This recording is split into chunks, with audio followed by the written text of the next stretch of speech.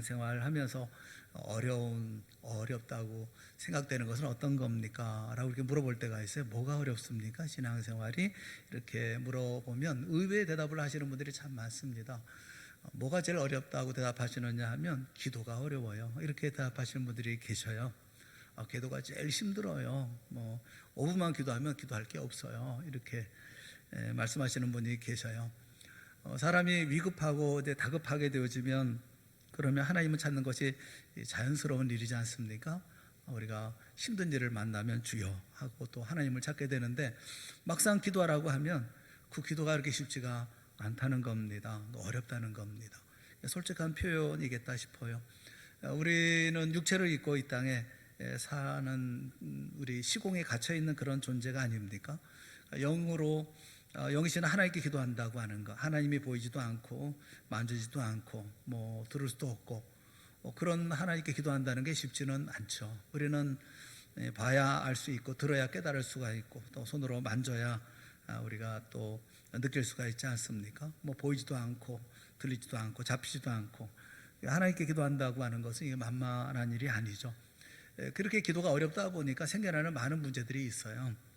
오늘 본문에 보면 예수님이 그 잘못된 기도에 대해서 말씀을 하고 계십니다. 두 가지를 말씀을 하고 있죠. 잘못된 기도 두 가지를 말씀을 합니다.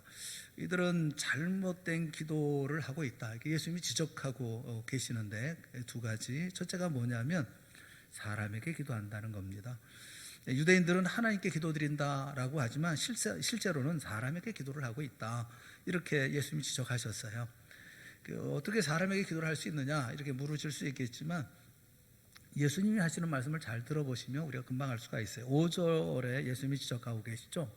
또 너희는 기도할 때 외식하는 자와 같이 하지 말라. 그들은 사람에게 보이려고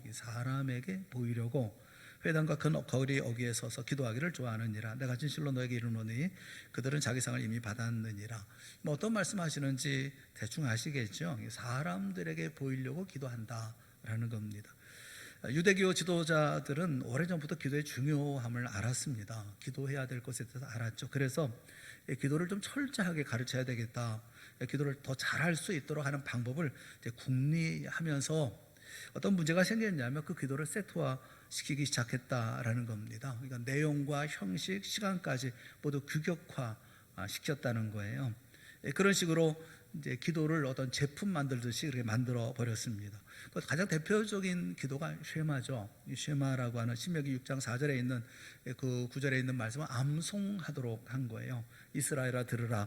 우리 하나님 여호와는 오직 유일한 하나 여호와시니 너는 마음을 다하고 뜻을 다하고 힘을 다하여 내 하나님 여호와를 사랑하라. 이렇게 하나의 기도문을 이렇게 규격화해서 성경 말씀을 규격화해서 계속 외우도록, 기도 시간이 되어지면 이 기도를 이렇게 기도문을 외우도록 그렇게 했다는 겁니다. 또 일상생활에 중요한 부분들이 있잖아요. 예를 들면 슬픈 일을 당했다 할지, 혹은 기쁜 일을 만났다 할지, 여행을 떠난다 할지, 이런 하나하나에 해당되는 기도문을 만들었다는 것입니다.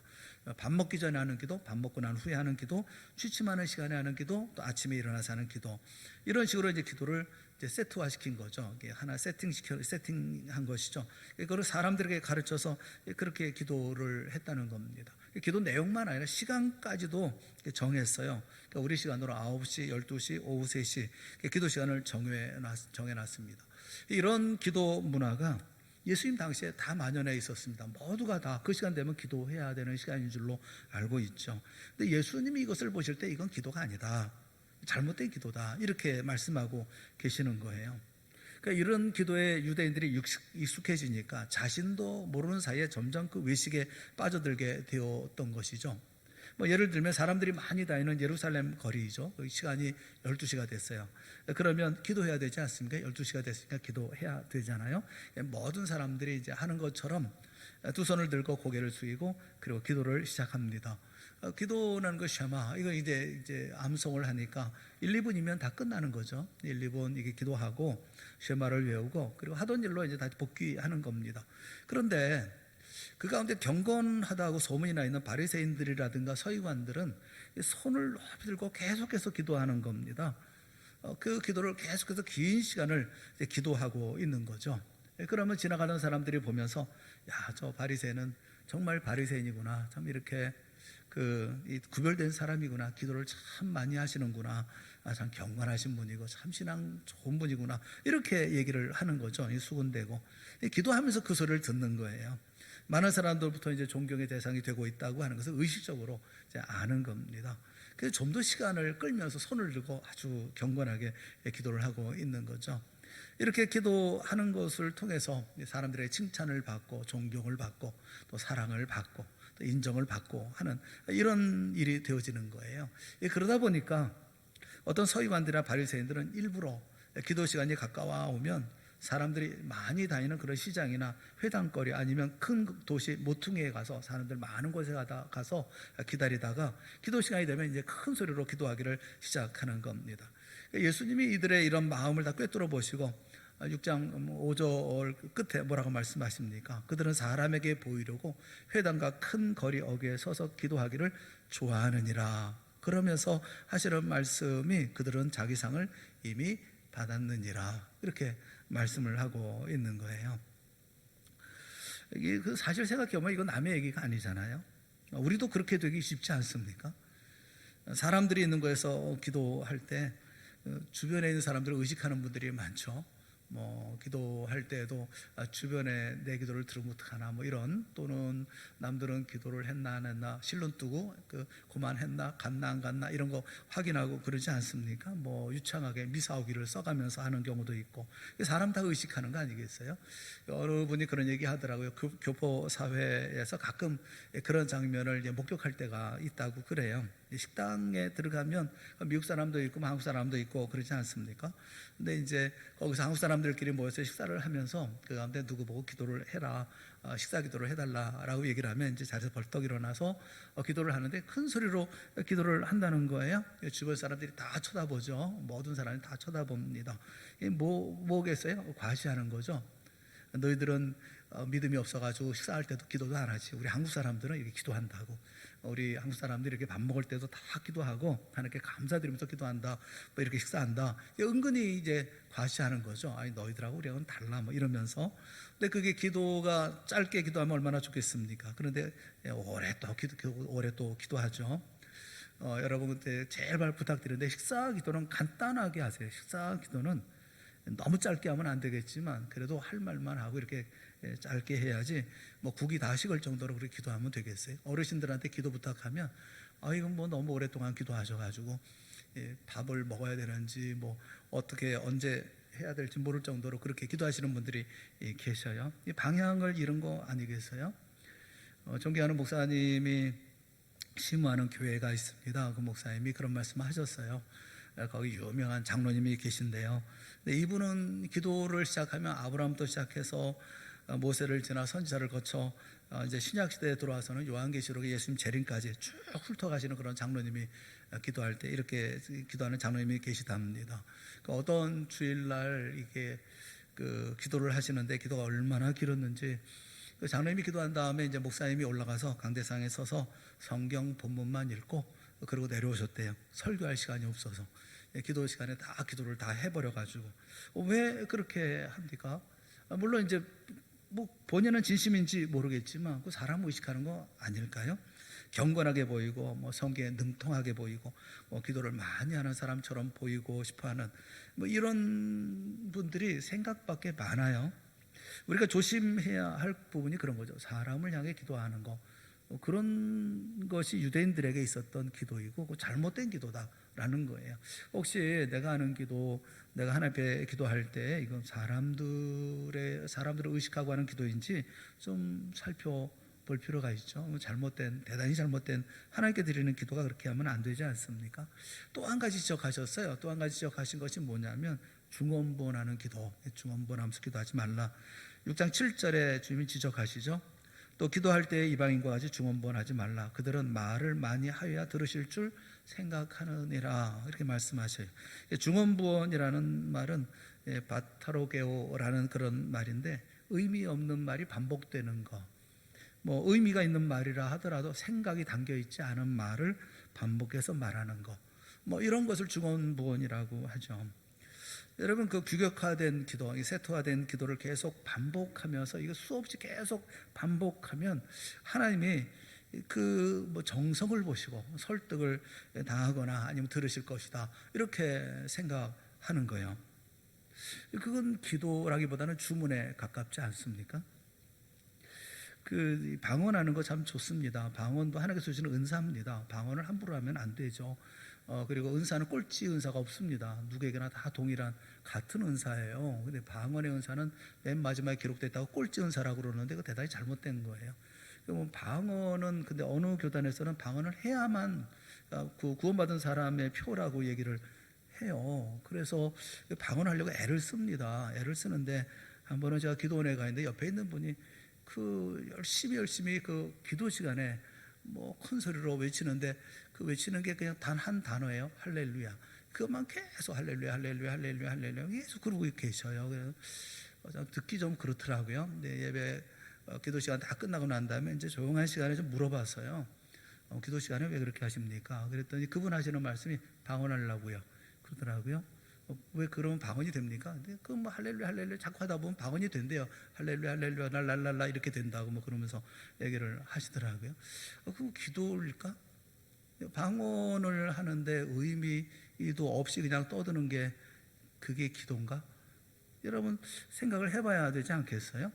그 제가 학생 때 그 저희들은 이제 고등학교 다닐 때 교회에서 공부를 했습니다. 학생들이 모여서 교회에서 밤을 새서 이제 공부를 했었어요. 근데 밤에 저녁 때 좀 잠깐 쉬는 시간에 이제 밖에 좀 이제 교회 밖에 나와 있었는데 그 틈 사이에 어떤 사람이 예배당에 뛰어 들어가는 사람이 하나 있었어요. 나 뛰어 들어가서 깜짝 놀래가지고 이제 집사님들 부르고 해가지고서는 그 낯선 사람이니까 그랬더니 이 사람이 강대상 앞에 딱 이렇게 무릎 꿇고 딱 앉아가지고서는 그 교회가 제2교회는 큰 교회거든요. 강대상 이게 문을 그날 이제 열어놨던 모양인데 그 밤중에 들어와가지고서는 막 뭐라고 중얼중얼 거리는데 남묘호랑개교더라고요. 남묘호랑개교 그것만 자꾸 외우고 있더라고요. 아니 왜 남의 교회 들어와서 남묘호랑개교를 왜 외냐고 그거를. 그 주문 같은 거 아니겠어요? 그러면 뭐가 되는 것처럼 이렇게 생각하는 그 중언부언. 우리 기도는 그런 기도가 되어서는 안 된다는 거죠. 물론 반복한다는 게 다 잘못됐다는 거 아니에요. 예수님도 겟세마네 동산에서 기도하실 때 반복하셨죠. 3번 반복하셨다고 이렇게 말씀하고 있지만 생각해 보면 그 긴 시간 동안 3번만 반복하셨겠습니까? 그렇게 보이지는 않아요. 예수님은 엎드려서 하나님 앞에 온 힘을 다해서 기도하셨죠. 이 잔을 내게서 지나가게 하옵소서, 이 잔을 내게서 옮기시옵소서. 이 말씀 한마디만 하셨겠어요? 뭐 5번만 하셨겠습니까? 10번, 20번 반복하시지 않았겠습니까? 주님은 기도를 반복하시긴 하셨지만 그런데 성경은 말씀하기를 이마에 흘러내리는 땀방울에 피가 섞였다, 피같이 흘러내렸다 이렇게 말씀하고 있어요. 모든 힘을 다해서 온 힘을 다해서 하나님 앞에 드린 기도가 아니겠습니까? 이렇게 하는 기도를 중언부언하는 기도라고 얘기할 수는 없죠. 중요한 것은 하나님 앞에 드리는 기도가 하나님 인격자 아니십니까? 하나님 다 들으시는 분 아닙니까? 그런데 사람 들으라고 하는 기도라 아니면 뭐 의미도 없고 생각도 없이 그냥 주문처럼 이렇게 하는 기도, 그 하나님 모독하고 하나님 모욕하는 것이 아니겠어요? 이게 다 잘못된 거다 그렇게 말씀하고 있는 거예요. 그럼 참 기도는 뭐냐?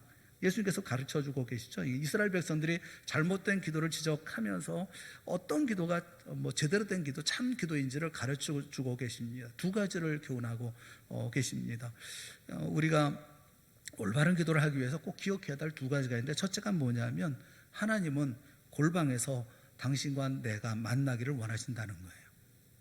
하나님은 골방에서 만나시기를 원하신다. 6절에 보면 너는 기도할 때 내 골방에 들어가 문을 닫고 은밀한 중에 계신 내 아버지께 기도하라. 은밀한 중에 보시는 내 아버지께서 갚으시리라. 이 갚는다는 말은 응답하신다 그런 말씀이잖아요. 골방이라고 하는 것은 아무런 방해를 받지 않고 단둘이 있을 수 있는, 단둘이 만날 수 있는 공간, 그것을 얘기를 하고 있는 것이죠. 그냥 뭐 사방이 벽으로 둘러싸인 작은 공간을 말하거나 작은 밀실을 말하는 게 아니에요. 어디든지 골방이 될 수가 있어요. 다른 사람으로부터 방해받지 않고 하나님을 만날 수 있는 자리, 그분과 내가 만날 수 있는 자리가 된다면 그게 골방이죠. 예수님은 요란한 곳을 피해서 산이나 들판에 가셔서 기도하셨다고 말씀하고 있어요. 예수님에게 있어서 산이 골방이고 들판이 골방이 아니었겠습니까? 하필이면 왜 하나님은 골방에서 만나기를 원하실까요? 여러분, 우리가 사람들 만날 때는 만날 때 장소가 같지 않잖아요. 만나는 사람마다 만나는 장소가 같지 않습니다. 가족을 만나는 장소가 있고 친구를 만나는 장소가 있고 낯선 사람을 만나는 장소가 다 같지 않아요. 아무나 보고서 뭐 낯선 사람 보고 나하고 조용한 데 가서 이야기합시다 라고 얘기하면 따라갈 사람이 몇이나 되겠어요? 여러분, 이렇게 골방에 들어가서 같이 있을 수 있는 경우, 어떤 경우입니까? 가장 자연스러운 경우는 사랑에 빠진 연인들이죠. 연인들은 보면 사람이 없는 데만 골라 다니더라고요. 찾아다니더라고요. 단둘이 뭐 대화하고 뭐 할 때 다른 사람의 방해를 받지 않는 그런 장소를 찾는 거 자연스러운 게 아닙니까? 사이가 좋은 부부 같은 경우 단둘이 앉아서 함께 차를 마시고 조용하게 서로 대화하면서 시간을 보내는 거 자연스럽죠. 사랑하는 사람들이 이렇게 조용히 앉아서 대화하고 다른 사람의 방해를 받지 않게 얘기하는, 바로 그런 게 골방 아니겠어요? 하나님은 우리를 골방에서 만나기를 원하신다라는 거예요. 그 골방에서야 우리가 하나님을 진심으로 대할 수가 있고, 또 사람이 많이 다니고 뭐 이러면 산만하고 또 뭐 생각이 흩어지고 이럴 때 우리 진심을 하나님께 드리기가 어렵잖아요. 하나님 우리를 사랑할 때 무지무지 사랑하십니다. 주님만큼 끔찍하게 나를 사랑하는 분이 또 어디 있겠어요? 그 가득한 사랑을 우리에게 주시기를 원하시죠. 어디서 주시기를 원하십니까? 단둘이 만난 자리에서 주시기를 원하잖아요. 골방에서 방해받지 않는 곳에서 단둘이 앉아 마음을 나눌 수 있는 거, 하나님의 사랑을 주시고 나는 내 진심을 드릴 수 있는 거, 그게 골방이죠. 여러분, 기도라는 게 뭡니까? 기도라고 하는 것은 하나님의 아이디어예요. 이거는 사람이 만든 게 아닙니다. 우리가 만든 게 아니에요. 우리가 마음을 열어놓고 또 이렇게 하나님과 사랑을 주고받을 수 있게 만들어 놓은 하나님의 생각이에요. 우리의 필요에 의해서 기도를 만든 게 아닙니다. 하나님이 기도하라 라고 말씀을 하셔서 하나님이 만들어서 우리에게 주신 것이죠. 그 은혜의 채널이에요. 하나님과 만날 수 있는 길이거든요. 이 골방이라고 하는 것은 하나님이 기도하는 우리에게 우리를 얼마나 사랑하시는가 하는 걸 보여줄 수 있는 자리가 그런 자리예요. 하늘에 계신 아버지라고 부르면, 주님 하고 부르면 우리를 만나주시는, 스바냐서 3장 17절의 고백은 주님의 마음을 우리가 알 수가 있잖아요. 스바냐 3장 17절 말씀을 한번 같이 읽어봅시다. 다 같이 시작.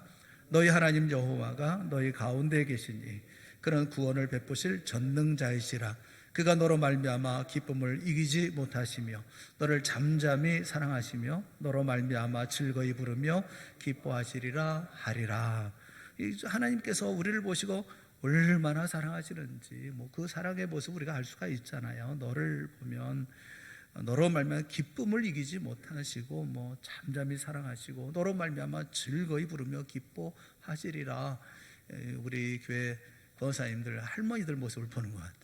손주만 보면 기뻐서 어쩔 줄 몰라서 그래가지고 그거를 핸드폰에 담아가지고 시끄럽게 계속 그걸 듣고 앉았고, 그냥 뭐라고 말씀은 드리기는 어렵지만 그 신방가거나 어디 갈 때 그거 제발 틀지 말아줬으면 좋겠어요. 저나 당신이나 그 행복하고 기쁘고 듣고 싶고 그러지 모든 사람이 다 듣는 거 아니거든요. 제가 누구 얘기하는 게 아니라 전순환 전사님이고 그러고 다녀요. 그래서 차 타고 멀리 가려고 그러면은 계속 누가 떠드는 소리가 들리고 애소리가 들리고 해서 왜 그러나, 그거 보고 또 보고, 아니 그걸 왜 그러고 있냐고요. 내가 할아버지 되면 내가 알겠지만 지금은 모르겠더라고요. 근데 그것을 보면서 이 손주를 사랑하는 그 마음을 느끼겠더라고요. 그러면 스바냐서 이 3장 17절이 생각이 나요. 저분을 보면 이게 생각이 나요. 하나님이 나를 보시면 얼마나 보고 또 보고 즐겁게 보고 행복해하고 그러잖아요. 여러분, 우리가 하나님 우리를 그렇게 사랑하고 이렇게 기뻐하면서 이렇게 보시기를 원하시는, 그래서 나를 만나기를 원하시는, 골방에서 나를 만나기를 원하시는, 그게 골방에서 만나자라고 말씀하고 있는 거 아니겠어요? 여러분, 우리가 사람만 대하면서 살겠습니까? 24시간, 일주일, 360일 매일 사람만 상대하고 인생을 산다고 하면 여러분 마음의 상처 때문에 견딜 수가 없을 거예요. 우리는 인간보다 더 위대한 존재를 만나야 합니다. 하나님을 만나야 합니다. 천지 만물을 창조하신 하나님을 자주 올려다 봐야 되는 거죠. 여러분, 세상에서 믿을 수 없는 이 세상에서 우리가 진정 나를 사랑하시는 하나님을 자주 만나야, 그래 내가 힘도 되고 위로도 얻고 힐링도 되는 거 아니겠어요? 그래야 용기도 없고 그러는 거 아니겠어요? 주님을 단둘이 만날 때 그 놀라운 사랑을 내 마음에 가득히 채울 때 주님께서 내 눈물을 씻어주시고 또 주님께서 나를 품어주시고 또 우리로 하여금 또 새로운 힘도 허락하여 주시고 또 믿음도 갖게 되고 그럼 또 새로운 용기를 가지고 소망을 가지고 기대를 가지고 또 나아가게 되는 거 아니겠습니까? 사람만 보면 되겠어요? 세상만 보면 되겠어요? 우리는 하나님을 보아야 돼. 하나님을 만나야 합니다. 어디서 만나야 되겠어요? 어디서 만나야 진실하게 만날 수가 있습니까? 여러분의 골방에서 만나야죠. 골방에서. 그래야 하나님을 만날 수 있는 거 아니겠어요? 어떤 목사님이 비행기를 타고 가는데 뭐 이렇게 난기로 만나고 막 그러잖아요. 그러면 비행기가 계속 흔들리고 이게 아주 긴장이 되거든요. 그러면 이제 안내멘트가 나오고 이제 거기 안내멘트 하면서 불이 켜지고 가서 다 안전벨트 매라 그러고 뭐 열어놔라, 다 같은 거 열어놔라, 다 올려놔라, 그러면서 이제 그러잖아요. 이 난기를 만나면 비행기가 툭툭 떨어지고 막 이러면서 그 아주 무섭거든요. 다들 긴장하고 있는데 목사님이 이제 그런 어려움을 만났어요. 근데 뒤에 가만히 보니까 들어보니까 뒤에서 누가 웃는 소리가 들리는 거예요. 누가 웃나? 그래서 이렇게 뒤를 이렇게 돌아다보니까 어떤 분이 귀에다 리시버를 떼놓고 이어폰을 끼고서 그러고선 코미디 프로를 보고 있더라는 거예요. 다른 사람은 다 놀래 이러고 있는데 저 혼자만 웃고 있더라는 겁니다. 그 목사님이 그것을 보면서 깨달았다고 그래요. 저 사람하고 나하고 다른 게 뭘까? 저 사람은 듣는 게 있고 나는 듣지 못하고 그게 틀리는구나. 그런 얘기를 하시더라고요. 모든 사람이 다 긴장을 해요. 모든 사람이 다 두려워합니다. 모든 사람이 다 못 살겠다고 그래요. 이 코로나가 언제 끝날지 그날만 기다리는 거죠. 안전벨트 맸다고 무사하겠습니까? 비행기 추락하면 다 죽는 거죠. 그런데 나는 편안한 거예요. 그런 자리 가운데도 나는 아무 일도 없는 거예요. 안심이 되는 거예요. 나에게는 오늘 사는 기쁨이 있어요. 왜냐하면 내게는 골방이 있기 때문에 그런 거죠. 골방에 들어가서 하나님 만나는 재미가 있고 기쁨이 있으니까요. 조용히 기도할 때 살아계신 하나님의 음성을 듣는 그 즐거움이 있거든요. 행복이 있거든요. 사랑하는 여러분, 온 세상이 소돔 고모라처럼 악해지고 더러워져도 그 실망할 이유가 없어요. 세상은 원래 그래요. 그때나 지금이나 소돔과 고모라는 소돔과 고모라이고요. 더하면 더하지 덜하지는 않거든요. 하지만 결국은 예수 그리스도의 나라가 승리하지 않습니까? 내 앞에 문제가 산더미 같이 보인다 하더라도 하나님보다 크지는 않잖아요. 하나님을 만나면 문제는 언제나 작아지게 마련인 거예요. 낙심할 이유가 없는 겁니다. 내게 능력 주시지 않아서 내가 모든 것을 할 수 있다라고 하는 사도 바울 같은 확신이 생기는 거죠. 오늘 우리가 예배를 시작하면서 부른 찬송이 있죠. 364장. 364장을 작사하신 분이 그 목사님입니다. 월포드 목사님이라는 분인데 월포드 목사님은 맹인입니다. 그분은 앞을 보진 못해요. 근데 그분은 그렇게 찬송하잖아요. 내 기도하는 그 시간 그때가 가장 즐겁다, 가장 귀하다. 그렇게 얘기하잖아요. 앞을 보지 못합니다. 세상 보지 못합니다. 근데 그분에게 있어서 가장 즐거운 시간이 언제냐면 기도하는 시간. 기도하는 시간이 참 나는 즐겁다, 귀하다. 왜 그렇습니까? 이 세상 근심 걱정에 얽매인 나를 부르사 내 진정 소원 주 앞에 낱낱이 바로 하래요. 큰 불행 당해 슬플 때 나 위로받게 하시네. 그래서 즐거운 거예요. 그 시간이 즐겁다는 거예요. 그래서 과장된 말이 아닙니다. 이 말은. 저는 잊혀지지 않는 연극이 있어요. 젊었을 때 봤던 연극이 있는데 시라노 드 벨주락이라고 하는 그 연극이 있어요. 그 이름도 잊질 않아요. 시라노 드 벨주락이라고 하는 나오는 거기에 시라노 드 벨주락이라고 하는 사람이 코가 크죠. 기형적으로 코가 커서 사람을 못 만나요. 누구든지 여자들이 자기를 다 이제 싫어합니다. 이 사람은 또 말을 잘하고 또 이게 글재주가 있어요. 이 사람이 사랑하는 사람이 있어요. 그런데 사랑하는 사람 앞에 나서지를 못해요. 나서지를 못하고 자기가 생긴 게 그러니까. 그런데 자기 친구가 그 여인을 사랑하거든요. 또 여인은 그 친구를 사랑하고, 그래서 자기가 대필해 주는 겁니다. 그 남자 자기 친구의 그 연애 편지를 대필해서 이제 보내는 거예요. 사실은 자기 마음이죠. 자기가 사랑하는 마음을 담아서 보내는 거죠. 근데 이제 여인은 받을 때는 그 남자가 보내준 줄로 그렇게 알죠. 물론 나중에 이제 그가 보냈다는 걸 알게 되기는 합니다만, 두 사람이 다 죽고 전쟁통에 죽고 이러면서 다 알게 되기는 하지만 참 보면서 가슴이 아프더라고요. 여러분, 사랑이라고 하는 거 대신 누구를, 나 대신 누가 사랑하도록 그렇게 할 사람이 누가 있어요? 여러분, 대리 연애시키는 분 계십니까? 우리 가운데? 그런 분은 없잖아요. 정말 내가 진정 사랑하는 사람과 나누고 싶은 이야기가 있고, 또 기쁨이 있고, 또 즐거움이 있잖아요. 이걸 다른 사람 보고 대신하라, 이렇게 부탁할 수 있나요? 그런 건 남에게 시키지 않죠. 여러분, 하나님 만나는 거 남에게 시킬 수 있나요? 남 시킬 수 없는 거 아니에요? 내가 힘써 기도하고 내가 골방에서 기도하면서 기도를 부탁할 수는 있어요. 다른 분들에게 내가 이렇게 기도합니다, 그래 기도를 도와주세요. 내가 이런 기도하는데 기도를 같이 해주세요. 나를 위해서 기도해 주세요. 이렇게 할 수는 있어요. 그런데 기도를 부탁하면서 자기는 기도하지 않는다고 한다면 그 사람은 진짜 바보예요. 왜 하나님과의 사랑의 시간을 왜 남에게 줍니까? 다른 사람한테 내가 기도할 기도의 제목을 왜 그 사람한테 줘서 그 사람이 하나님과 만나도록 하고 자기는 또 뭐 그러고 있습니까? 왜 행복과 기쁨을 남에게 뭐 빼앗깁니까? 그 바보 아니에요?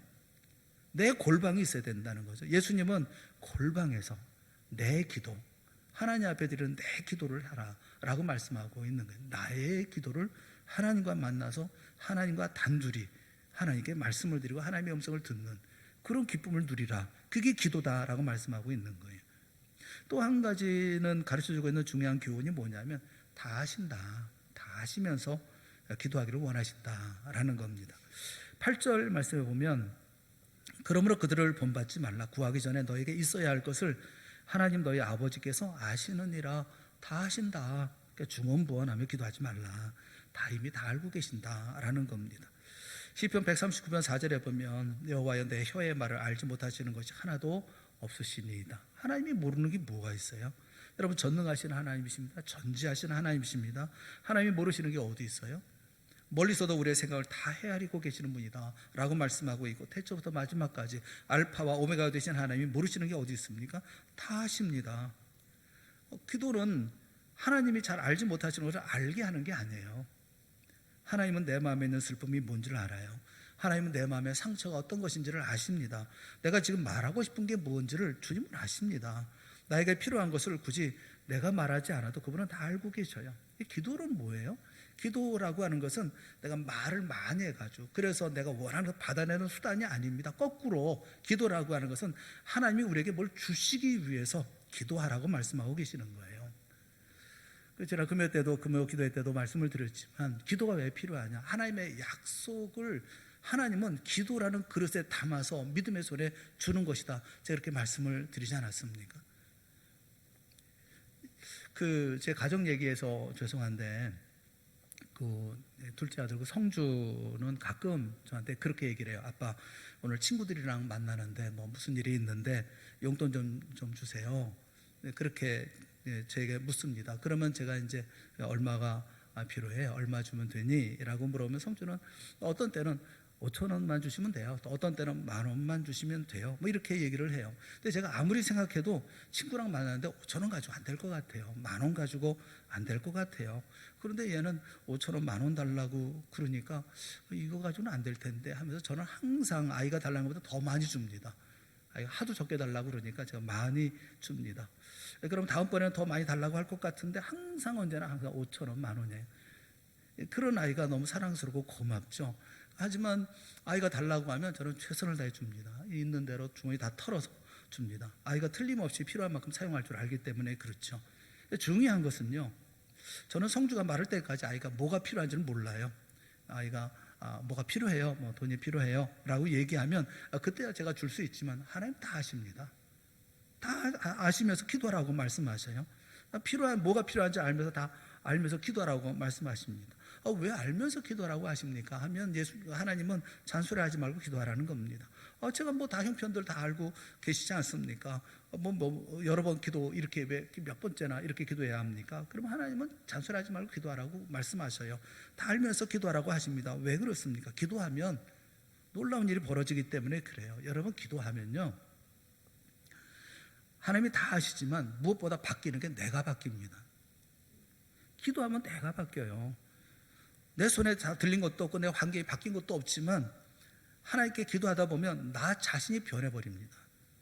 하나님의 인자하심과 하나님의 긍휼하심, 그 하나님을 생각하는 동안에 하나님 앞에서 내가 달라져요. 내가 화가 나고 분노하고 있다가 하나님 앞에 가면 차분해지고, 내가 마음이 그 절망이 되고 좌절됐다가도 하나님 앞에 기도하는 동안에 어느 사이에 내 마음이 평안히 찾아오고, 그 무겁게 느꼈던 십자가가 가볍게 여겨집니다. 나도 모르게 불평하던 입에서 찬송이 나오죠. 내가 변하는 거예요. 결국 예수님처럼 아버지여 내 뜻대로 마옵시고 아버지의 뜻대로 하옵소서, 이렇게 기도하게 되어집니다. 기도는 하나님께 아뢰는 것만이 아니라 이 기도를 통해서 내가 변하는 놀라운 은혜가 있어요. 내가 변하면 주변에 평범했던 것들이 비범한 것으로 변합니다. 여러분 이렇게 여러분 예배 마치고 나가면서 이 정원에 우리 임사님이 갖고 나온 그 정원 있잖아요. 정원에 이렇게 쌓아놓은 돌멩이 한번 보세요. 돌멩이 보면 어떤 느낌이 드시나요? 돌멩이 이렇게 쌓아놓은 돌멩이 있잖아요. 여러분 보시잖아요. 몇 개나 쌓아놓은지 아시겠어요? 안 세봤으니까 모르죠. 뭐 돌이 있는지도 모르지 않아요? 돌멩이가 쌓여 있습니다. 돌멩이 이렇게. 그 돌을 보면 저는 그런 생각이 들어요. 제 인생이라고 하는 게 한 100년 이 세상에 머물다 갈지만, 이 돌은요 언제부터 있었던 돌이에요? 하나님이 태초에 창조하실 때부터 존재했던 돌 아닙니까? 이 돌은요 우리부터 오래 있었어요. 수천만 년을 있었어요. 그 수천 년을 있어 왔다고요. 그러니까 하나님이 세상을 만드실 때부터 어떤 형태로 있었던지 그 돌은 거기에 있었던 돌이에요. 창조 때부터 있었던 이런 돌을 보면 하나님의 하나님의 그 느낌을, 하나님께서 우리를 얼마나 사랑하시는가, 이 세상을 만드셨던 그 하나님의 손길을 이렇게 보게 되지 않습니까? 우리가 밟고 있는 이 수많은 시절, 수많은 사람을 얹고 지냈지만, 그렇지만 이 땅이야말로 수많은 일들을 봐왔던 거 아니겠어요? 작은 돌멩이 하나에서, 내가 딛고 선 땅에서 하나님의 진하나 우리를 향하신 사랑과 오랜 인내하심과 포기하지 않는 끊임없는 섭리를 보잖아요. 기도하고 하나님 앞에 내가 변하면 세상을 바라보는 눈이 달라요. 그렇게 달라진 눈을 가지고 내 아내를 보고 내 아이들을 보고 내 주변의 사람들을 보면 평범한 게 아니라 비범하게 보여지는 거예요. 어느 기록을 보니까 7, 80년 살다가 가는 서구인들에게 그 신호등 앞에 기다리는 시간이 6개월이더라. 그리고 광고를 보고 우편물을 뜯고 하는 시간이 8개월이다. 또 불신물을 찾아내는데 1년이 걸리고 줄서기 하는데 5년을 쓴다. 그런 통계 보고가 있더라고요. 여러분, 그렇게 줄을 서서 기다리는 시간에 우리는 골방에 갔다 올 수 있잖아요. 내 마음을 집중해서 하나님 아버지하고 나의 영혼이 거룩한 하나님을 바라보면 그 시간이 골방이 되지 않습니까? 줄을 서고 있는 시간이 골방이죠. 신호등 앞에 기다리는 시간이 불과 1분이나 2분밖에 안 되겠지만 그 시간도 나에게는 골방이 될 수 있는 것 아니겠어요? 그냥 아무 생각 없이 흘려버릴 수 있는 시간이지만 주님하고 주님을 바라보는 순간은 주님과 만나는 골방이 되잖아요. 그렇게 주님을 만나면 내가 변화되고, 내가 변화됨 속에 하나님께서 주시는 놀라운 은혜를 우리가 누릴 수 있게 되어지는 거죠. 주보 보십니까? 주보에 보면 칼럼이 나오죠. 거기 보면 우리 기도에 대한 얘기라든가 여러 가지 우리의 교훈되는 이야기들을 실어 놓잖아요. 몇 주 전에 실렸던 그 내용 가운데 이런 내용이 있습니다. 영국의 빅토리아 여왕이 18살에 왕이 됐어요. 어린 나이에 한나라의 왕이 되었으니까 나라를 다스리는 게 얼마나 어렵겠습니까? 18살에 왕이 됐으니까요. 근데 그녀가 왕이 된 다음에 한 번도 구설수에 오르내린 적이 없어요. 나를 평화롭게 잘 다스렸습니다. 온 백성들 모두가 다 이 빅토리아 여왕을 존경하고 사랑을 했어요. 그러니까 통치했던 64년 동안 영국 황금기를 누렸습니다. 64년 동안 나라를 잘 다스릴 수 있었던 비결, 그 비결이 뭐냐라고 물어보면 그 빅토리아 여왕은 하나님의 말씀과 기도였다라는 거예요. 하나님의 말씀과 기도로 나라를 다스렸다, 이렇게 얘기를 했다는 겁니다. 어떤 사람이 물어봤어요. 이 여왕에게 물어봤습니다. 그러면 폐하는 하루에 몇 번이나 기도하십니까? 몇 번이나 기도하십니까? 물어보니까 이 빅토리아 여왕이 나는 한 번 기도합니다, 이렇게 얘기해요. 한 번 기도합니다. 이게 뜻밖이잖아요. 아니, 믿음 좋은 그 폐하께서 하루에 한 번밖에 기도를 안 하시다니요. 이해가 되지 않습니다. 그랬더니 빅토리아 여왕은 이렇게 대답했어요. 나는 새벽에 일어나서 저녁에 잠들기까지 한 번 기도합니다. 그러니까 빅토리아 여왕은 하루 종일 기도한다. 하루 종일. 새벽부터 눈 뜨는 시간부터 눈 감는 그 시간까지 나는 한 번 기도합니다. 그 삶 자체가 기도였다라는 거예요. 여러분, 우리 골방 기도에 힘써야 되지 않겠어요? 예수님께서 말씀하고 있죠. 골방 기도. 하나님께서 하나님과 나와의 만남의 기도. 그게 참된 기도다. 여러분 기도해 보신 지 얼마나 되셨어요? 여러분 기도하면서 주님을 만난 게 언제였을까요? 또 그리고 그의 간절한 마음으로 기도했던 것은 언제였을까요? 너무 기억이 가물가물하지는 않습니까?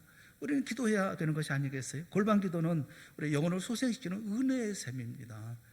불가능을 가능하게 하는 기적의 현장입니다. 이 골방 기도는 우리의 공허함을 하나님의 충만함으로 채우고 우리의 연약함을 하나님의 능력으로 대신하고 우리의 필요를 하나님의 성실함으로 공급받는 축복의 시간이 된다는 것을 여러분 꼭 믿으시기를 주님의 이름으로 축원합니다. 골방에서 받는 주님의 놀라운 은혜와 능력을 힘입고 우리는 이 땅의 삶을 살아가는 거예요. 낮에도 말씀드렸지만 우리가 눈을 열어서, 눈을 밝히 열어서 하나님을 바라보고 삶을 사는 것처럼 우리는 하루 종일 주님을 바라보고 주님 앞에 기도하고 또 주님과 만나고 주의 음성을 들으며 그러면서 우리가 골방의 시간을 늘 가지며 삶을 살아야 되는 것이 아니겠어요? 그럴 때 우리는 모든 문제를 극복하게 되어질 줄로 믿습니다. 어떤 슬픔도 극복해 나아갈 수 있고 이겨 나아가게 되어질 줄로 믿습니다. 거룩한 하나님의 백성 여러분, 하나님의 자녀 여러분, 하나님의 아들 딸들이여 믿음의 삶을 온전하게 삽시다. 하나님과 함께 살아가는 믿음의 역사를 만들어 갑시다. 하나님의 자녀로서 믿음의 역사를 만들어가고 거룩한 하나님의 백성으로서 이 땅의 모든 삶을 이겨나가는 승리의 사람들, 성공의 사람들, 그리고 가장 기쁨과 즐거움의 사람들 우리 모두가 다 될 수 있기를 주님의 이름으로 축원합니다. 우리 기도하겠습니다. 사랑의 하나님 아버지, 우리에게 은혜를 베풀어 주시옵소서. 우리가 눈을 열어 주시옵소서. 주님을 뵙기를 원합니다. 골방에서 주님을 만나기를 원합니다. 중언부언하는 것이 아니라 정말 진실한 마음으로 주 앞에 엎드려 간구하고 그리고 주님과 만나고 만남 속에 우리가 변화되고 변화됨 속에 또 하나님께서 주신 놀라운 은혜를 누리며 이곳 승리하는 저희가 되어질 수 있기를 원합니다. 상황과 환경의 문제가 아니라 내가 문제가 아닙니까? 우리로 하여금 주님을 더욱 깊이 바라보게 하시며 그 바라봄 속에 주께서 내리시는 모든 은혜를 누리며 살아가는 그리고 동산의 성도들이 다 되어질 수 있도록 은혜 베풀어 주시옵소서. 힘들고 어려운 시간에 다 이기고 승리하고 강한 믿음으로 거룩한 하나님의 백성의 삶을 살아가는 저희 모두가 되게 하여 주시옵소서. 예수님의 이름으로 기도드리옵나이다. 아멘. 우리 다 같이